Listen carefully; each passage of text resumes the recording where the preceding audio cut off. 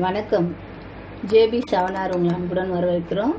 இப்போது நம்ம உருளைக்கிழங்கு முட்டை ஆம்லெட் செய்வது எப்படின்னு பார்க்கலாம். அது தேவையான பொருள்: உருளைக்கிழங்கு தோல் சீவிட்டு நம்ம இந்த மாதிரி திருவி வைக்கணும். அதுக்கப்புறம் வெங்காயம் பொடியாக கட் பண்ணி வச்சுக்கோங்க. கொத்தமல்லி கறிவேப்பிலை கட் பண்ணி வைக்கணும். பச்சை மிளகாய் பொடியாக கட் பண்ணி வைக்கணும். பூண்டு பொடியாக கட் பண்ணி வைக்கணும். மிளகாய் பொடி, மிளகு பொடி, மஞ்சள் தூள், முட்டை 4, உப்பு தேவைக்கேற்ப, ஜீரகம், எண்ணெய் கேஸ் வச்சுருக்கேன். எண்ணெய் ஒரு 3 ஸ்பூன் ஊற்றிருக்கேன். எண்ணெய் காஞ்சவொடனே இந்த ஜீரகம் போடுங்க.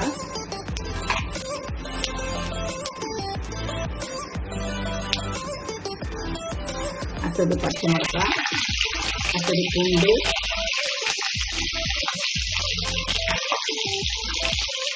வெங்காயம்,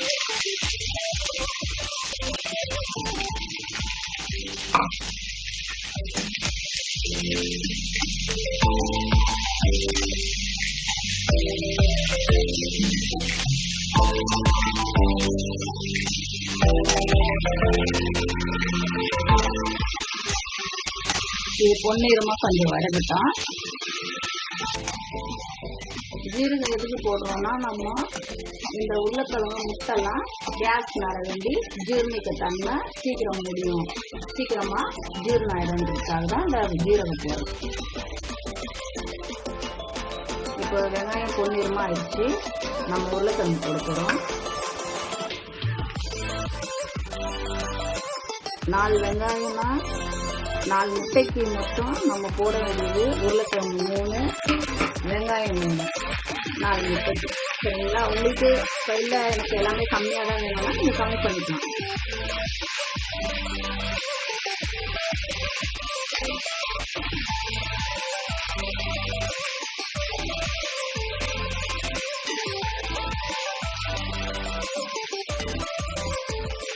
கேஸை கொஞ்சம் ஸ்லோ பண்ணிக்கலாம்.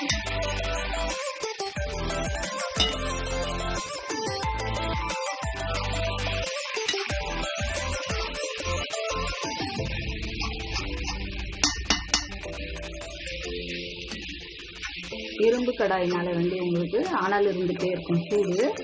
அதனால கேஸ் ஸ்லோ பண்ணி நம்ம இது மாதிரி செஞ்சால் அடி பிடிக்காமல் இருக்கும். இல்லை நான்ஸ்டிக் கடாய் இருக்கு.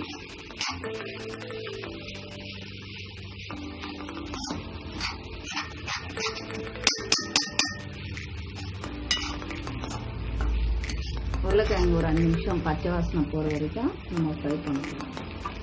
அதுக்கப்புறம் தேவைக்கேற்ற காரத்துக்கு ஏற்ற மாதிரி மிளகாய் பொடி, இதில் ஒரு 3 ஸ்பூன் மிளகாய் பொடி போட்டுருக்கேன். மஞ்சள் பொடி கொஞ்சம் போட்டுருக்கேன். சால்ட்டு தேவைக்கேற்ற.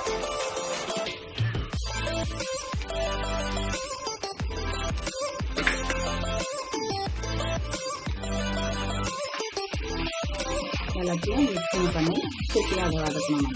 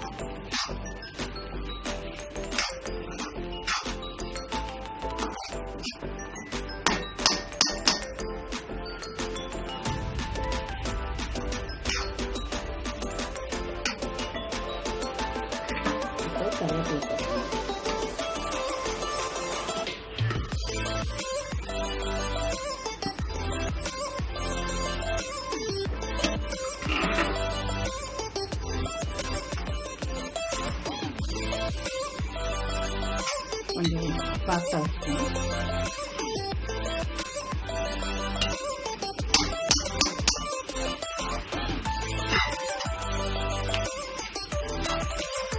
இந்த பொரியல் மாதிரி இதை செஞ்சு கூட சாதம் கலரி குழந்தைங்களுக்கு தரும். முட்டை போடாமல் கூட செய்யலாம். அப்படியும் சாப்பிடலாம், தோசைக்கும் சாப்பிடலாம். டேஸ்டாக இருக்காது பார்க்குறதுக்கு சாப்பிட்றதுக்கு.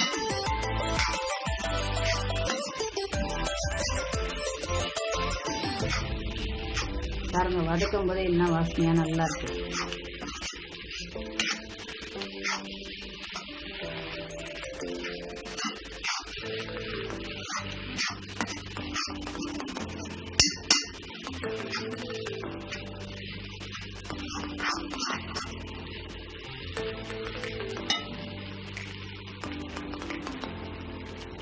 மிளகு தூள் போட்டுக்கலாம்.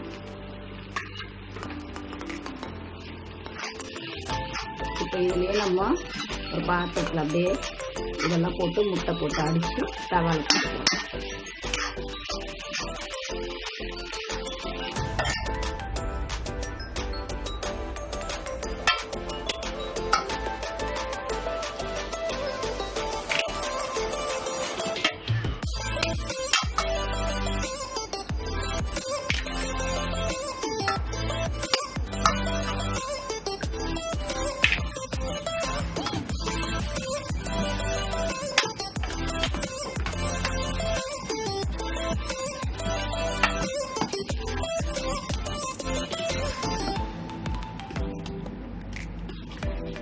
இந்த மாதிரி எல்லாத்தையும் மிக்சிங் ஒன்றா பண்ணிடணும். முட்டை எல்லாமே நம்ம வதக்கின அத்தனை பொருள் இதில் போட்டு நல்லா என்ன செஞ்சுருக்கோம், மிக்சிங் பண்ணியிருக்கோம். இப்போ தவா வச்சு இதை அப்படியே ஊற்றி எடுத்துப்போம்.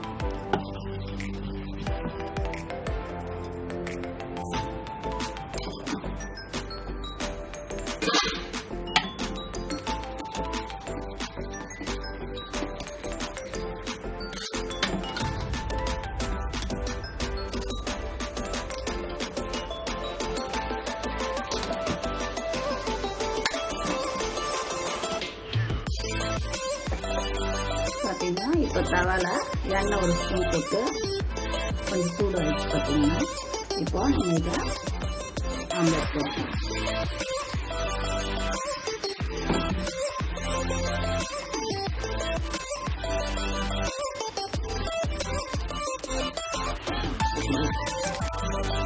கேஸ் வந்து ஃபாஸ்ட்டில் வச்சுக்கணும், ஸ்லோவாக தான் வைக்கணும். எதனால் அப்படின்னா அது கொஞ்சம் லைட்டாக வேகும் இல்லை, இல்லைன்னா தீஞ்சு போயிடும். அதனால்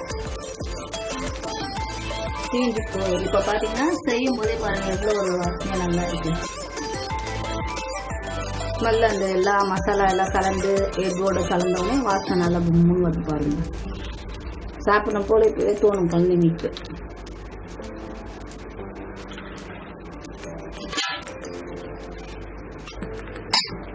இப்போ பார்த்தீங்கன்னா ஃபஸ்ட்டு நம்ம ஸ்லோவாக வச்சு வெந்து நின்றுது. இப்போ திருப்பி போட்டிருக்கோம். அது இன்னும் ஒரு 2 நிமிஷம், அதோட ஆள் தான் முடிஞ்சுது. இது சாப்பிட போது நீங்கள் சும்மா டிஃபனுக்கும் சாப்பிட்லாம், இல்லை சாப்பாடு சாம்பார் சாதத்துக்கு வச்சுக்கலாம், ரச சாதத்துக்கு வச்சுக்கலாம். நல்லாயிருக்கும் சாப்பிட்றதுக்கு. குழந்தைங்களும் நல்லா உருளைக்கிழங்கு சாப்பிட்றவங்க யாரும் இருக்க மாட்டாங்க. இருந்தாலும் பெரியவங்க சாப்பிட மாட்டாங்க, வயசானவங்க. குழந்தைங்களுக்கு ரொம்ப பிடிக்கும் எப்படி கொடுத்தாலும். அது இந்த மாதிரி செய்யும்போது இன்னும் கொஞ்சம் டேஸ்ட்டாக இருக்கும்.